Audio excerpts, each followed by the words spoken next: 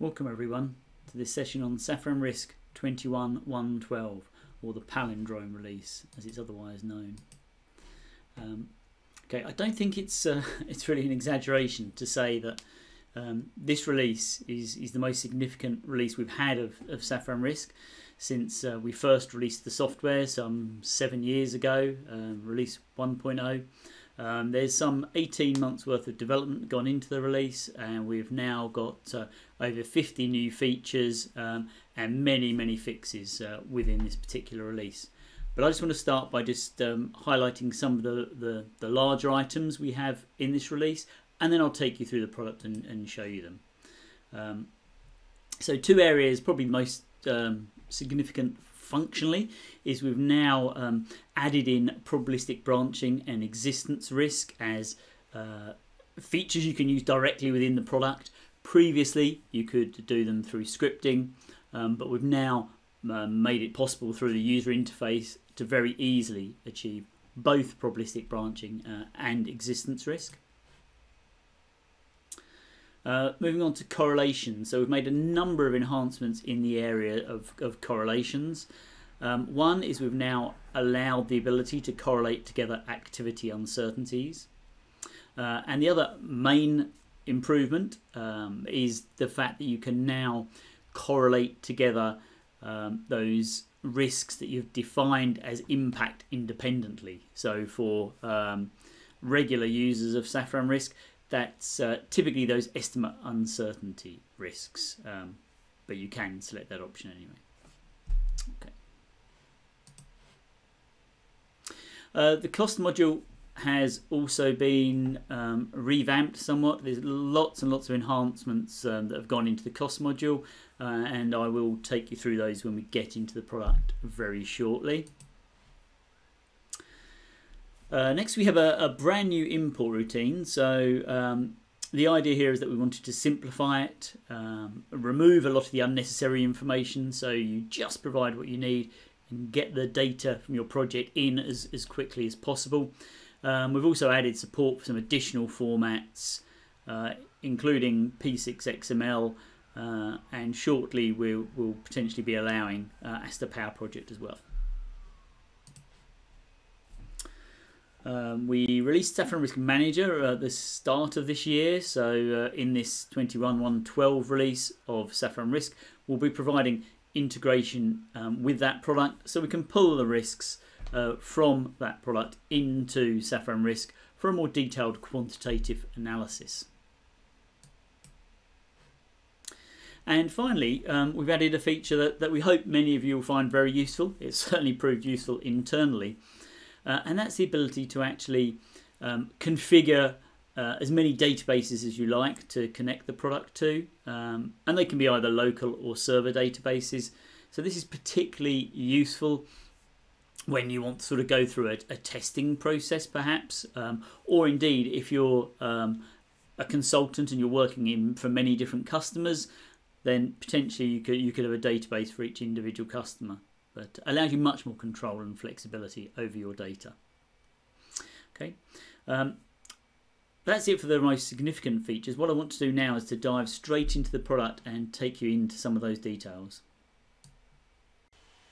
Okay, let's take a look at how we can do some probabilistic branching and existence risk in this latest release of Safran Risk.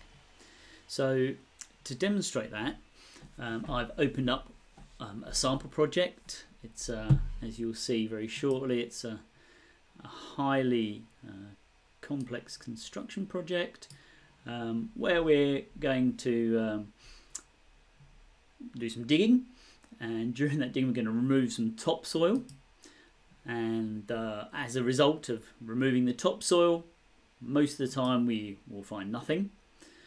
Some of the time we might find some remains that need expert removal.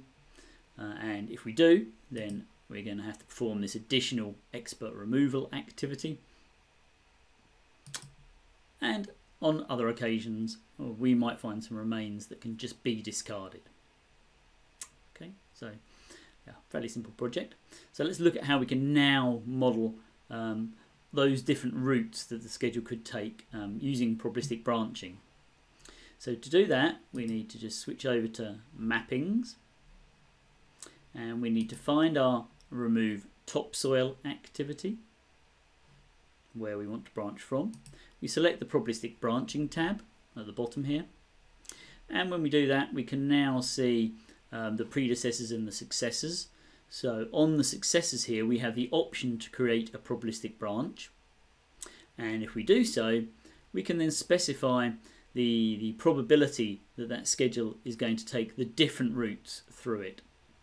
So here we're saying that 70% of the time we're not going to find anything when removing the topsoil. 20% of the time we'll find something, but it can be discarded. And the remaining 10% we'll find something that does need that expert removal step to be taken. Okay, that's all there is to creating the branch. Now, if we go ahead and we actually step through and look at what that looks like running.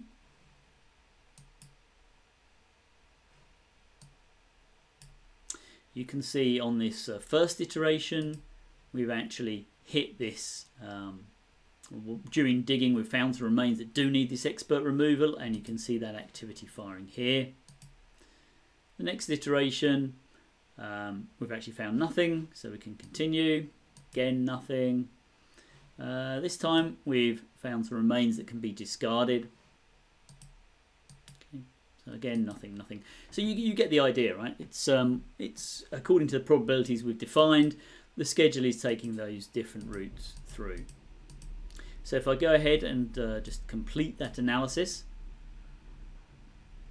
the output distribution here is clearly showing us those three possible outcomes. So the one on the far right here is where we've found those remains that need expert removal, pushing our project out by around a month or so. On the far left is where we've found nothing at all, so our best case, and the middle spike here is where we've found some remains, but they can be discarded.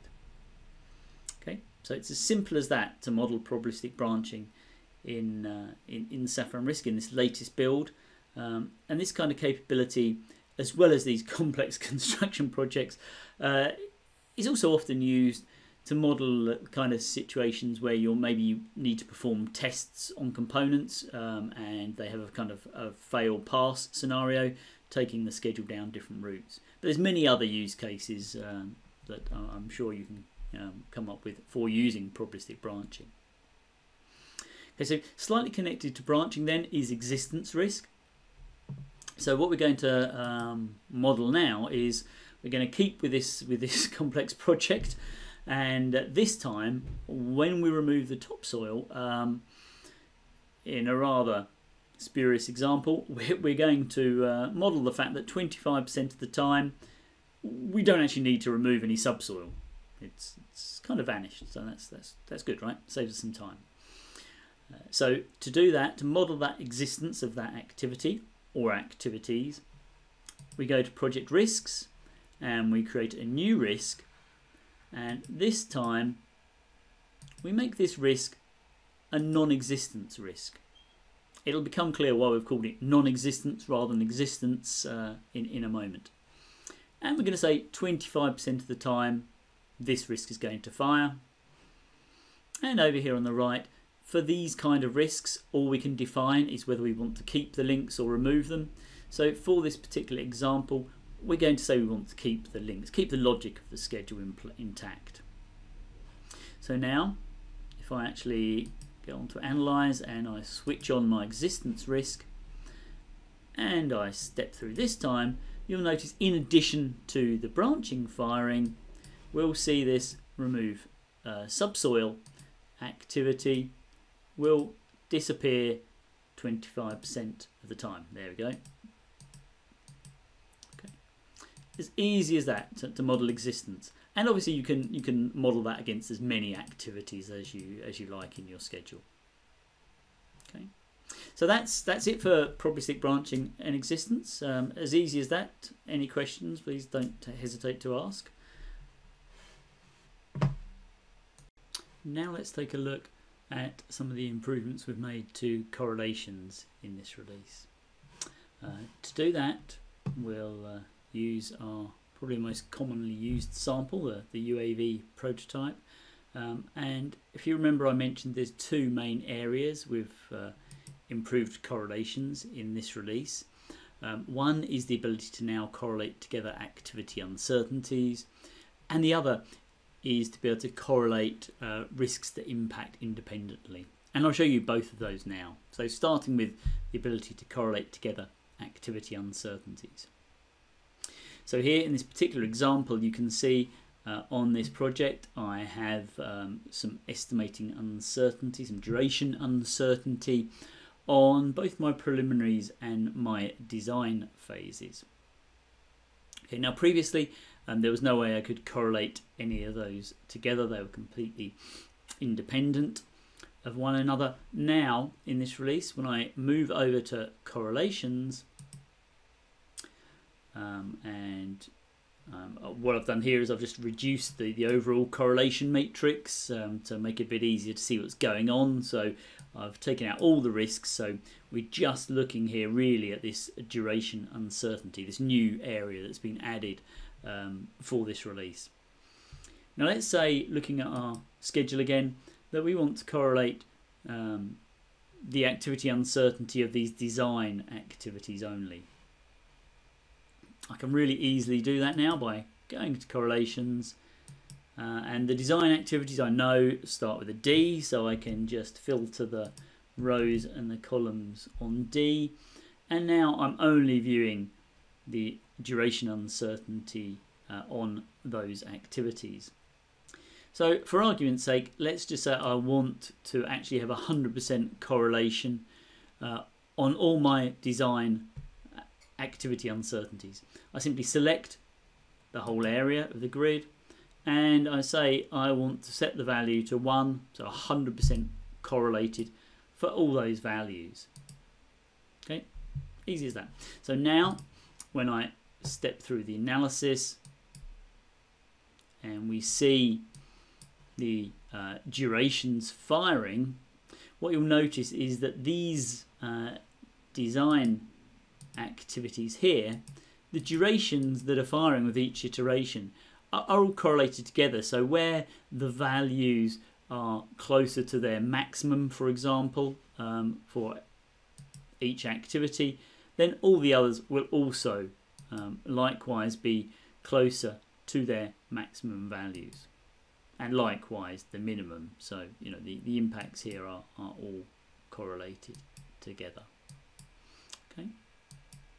So that's how we can correlate easily the activity uncertainties now. The other area where we've made some improvements to correlations is around the ability to correlate together risks that impact independently. So to explain that, I will just switch over to project risks. And let's look at one example. On this particular UAV project, we have a risk of an ash cloud occurring, and that's going to close down our flight corridor. Currently that has a 40% probability of occurring, but here we've actually said we want the impacts to be independent on this particular risk. So if we move over to mappings now, we can see where in the schedule this particular risk is mapped. So if we look at ash cloud, we'll see it's actually mapped to a number of different activities, but predominantly it's in our testing phase of the project where this particular risk is going to affect us. Actually, while I'm on here, I should just mention another little feature that another improvement we've made. Now, if you want to see the activity uncertainty in risk mappings alongside the risks, you can simply say, I want to include schedule uncertainty. And previously, they were independent of one another. You could either have estimate uncertainty risks or duration uncertainty, and now you can actually have them both together in the same model at the same time. Okay, but let's come back to our correlation on the ash cloud. So what we're now saying is what we actually want to do is we want there to be, once this ash cloud affects us, impacts us, it should actually impact all these activities for the same iteration. So to do that, if we go to project risks, and now when we have this impact independently option, we can have a new option here to be able to correlate this together. So I'll switch this on. At the moment that's just set to 50% on the existence. So if I show you what happens when we model that, let's switch on the ash cloud. Let's step through just so you get a flavour for what's happening here. And we look at our phase 1 testing part of the project. We've said it's only 50% correlated with the existence. So what we'll notice is this ash cloud risk is firing on some activities, but not all, and it's, well, basically it's at 50% of the time, 50% are correlated. But that's not really what we want to see. In this particular case, what we actually want to do is to correlate them 100%. So now, if we rerun the analysis, what we'll notice is when the ash cloud risk fires, it's firing together. So we get the effect that we're looking for. It's 100% correlated on the existence. And you can also do a similar thing with the impacts. So if in this case the impact should also be 100% correlated, then you can simply put 100% in there as well. Okay. So that's it. There are many other improvements we've made to correlations, but that's two of the biggest areas, and two things that we've been asked for quite a lot. So hopefully you'll all be very glad to see those new improvements in the 21.1.12 release. Moving on to the cost module then.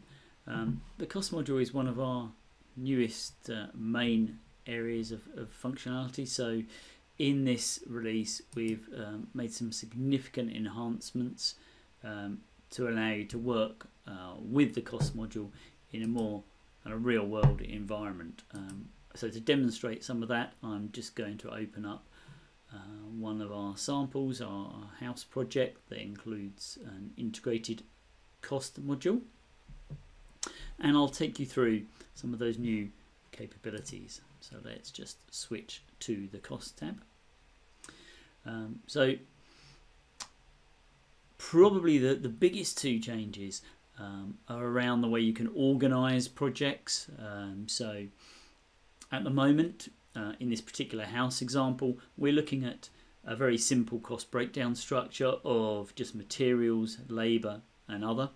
But in most typical projects, you want to perhaps organise your costs by a number of different cost breakdown structures. So we've added that capability in this release, so you can now add as many outline breakdown structures as you like.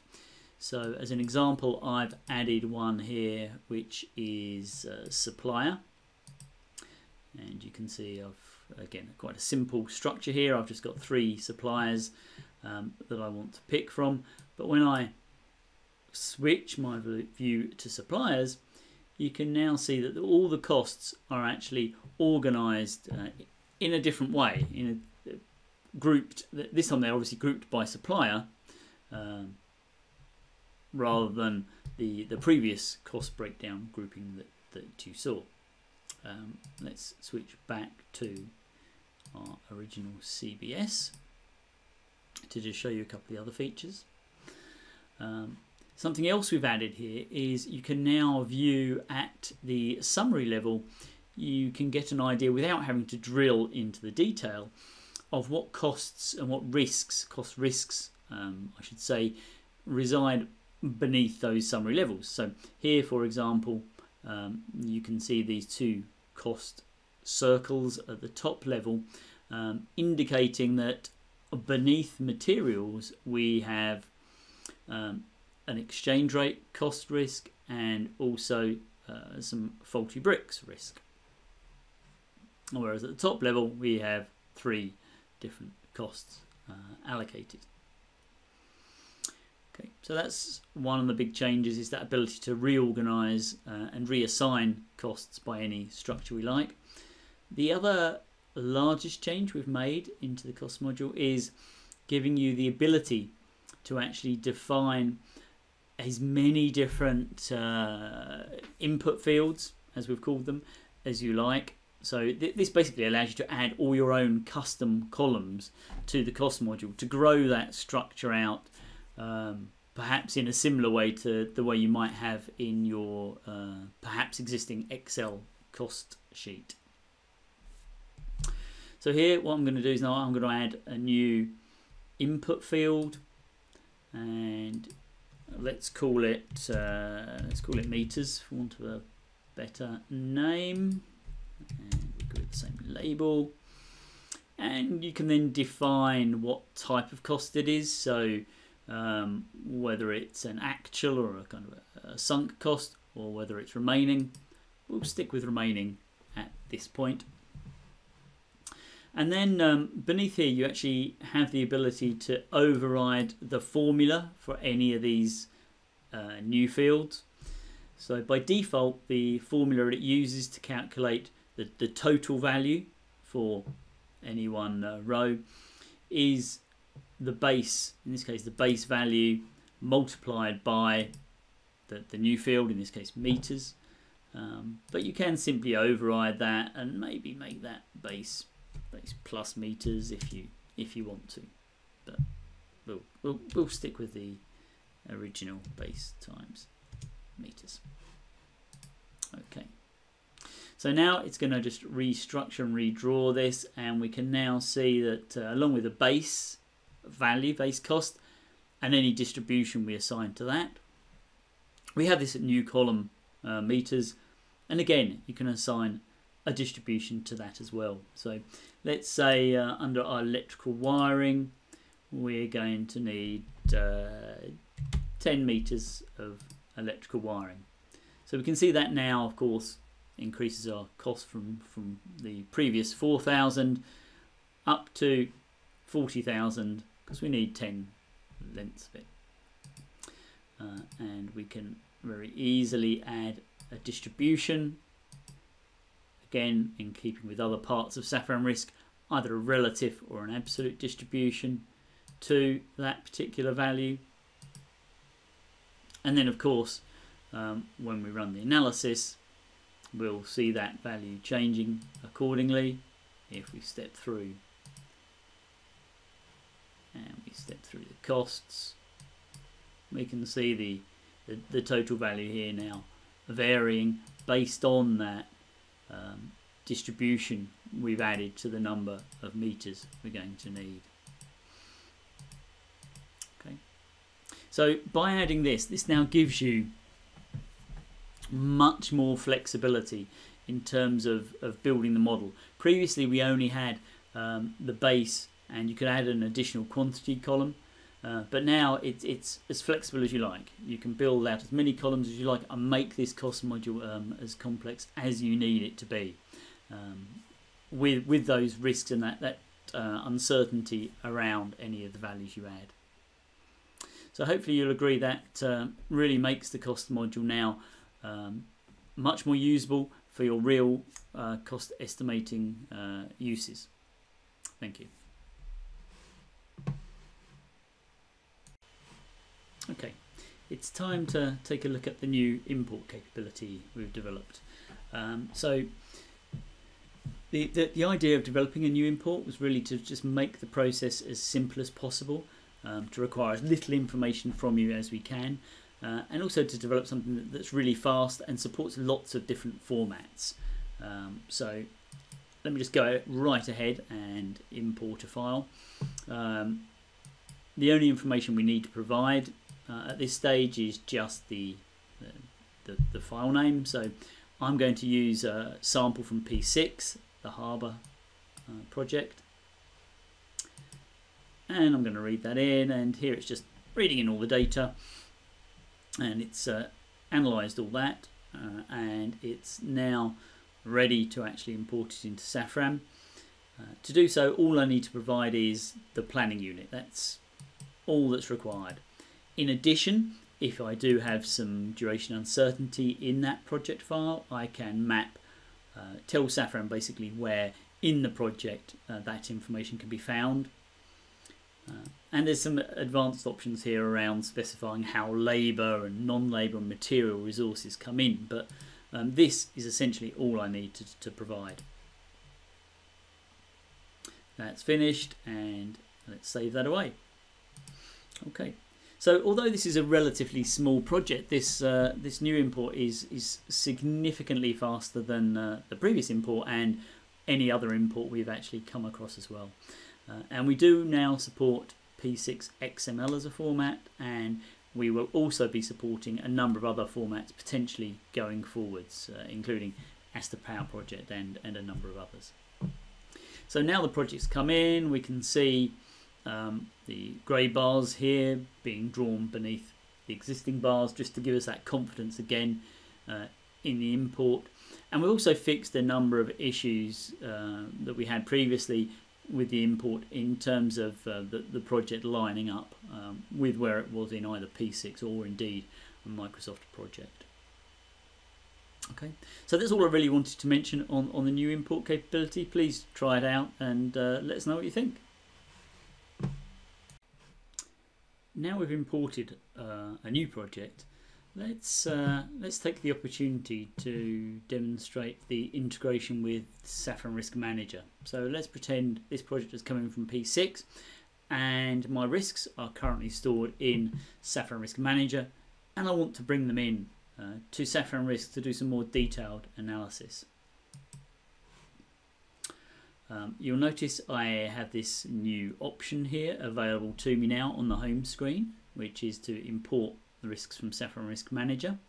So I simply click on that option, and because I've already authenticated with the application previously, it remembers that, and it's presenting me here with a list of all the projects that are currently in Safran Risk Manager.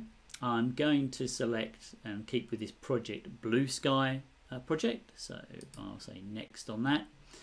And now it shows me a list of all of the risks in my risk register. And as this is kind of the harbour project, I'm going to bring in the harbour acceptance test failure risk from this particular project. So I import that, and there we go. Now when we switch to project risks, we can see that this risk is now available with its probability and impacts all set and imported from the Risk Manager product, and that's now available to be used against risks in for a quantitative analysis. There we go, and that's the integration to Risk Manager. So let's now look at the this ability to change database that I mentioned. By default, if you just install the product as a personal version, then you'll just be able to connect in the same way you could previously to a local database. Alternatively, you can choose to select to a centralized server database, but in either case now, irrespective of which option you've chosen during the installation, you can now actually add additional databases to your system. So let me just demonstrate that to show it in more detail. So there's this new option now to change database, and we simply select that, and it will give us an option to connect to any of those databases that we've already configured in our system. But let's go ahead and configure another one so I can show you how that all works. So if I click on these three dots, you'll see on the left a list of the databases that I have available, and on the right hand side the details of each one of those databases. So I'm going to go ahead and add a new one, and we'll just call that DemoDB, and we'll actually call the database DemoDB 21.1.12 as well. And I'm going to say I want to use Windows authentication, And I said this is just a local database, so this is going to just reside locally on my machine, perhaps for testing purposes. I could also connect to a central SQL Server database if I so wished in here too, and I had permissions to do so. So let me just go ahead and create that, and if I now say I want to log in, okay, this is going to tell me that it's the first time I have connected to this new database. Do I want to include the samples? So I'm simply going to say yes. And now it's just going to go ahead and create a new database for me, pop in that sample data, which I guess you may or may not want to use.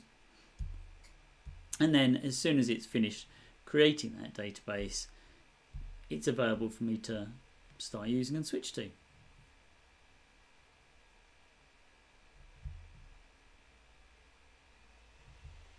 There we go. That's all done. So now I'm in this database, and if I open it up, you can see it's just got my 3 sample projects in it.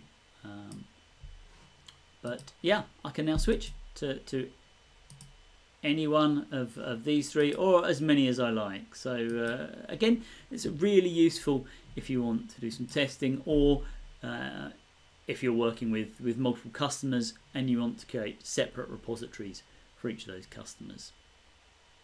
And that's the change database. Thank you.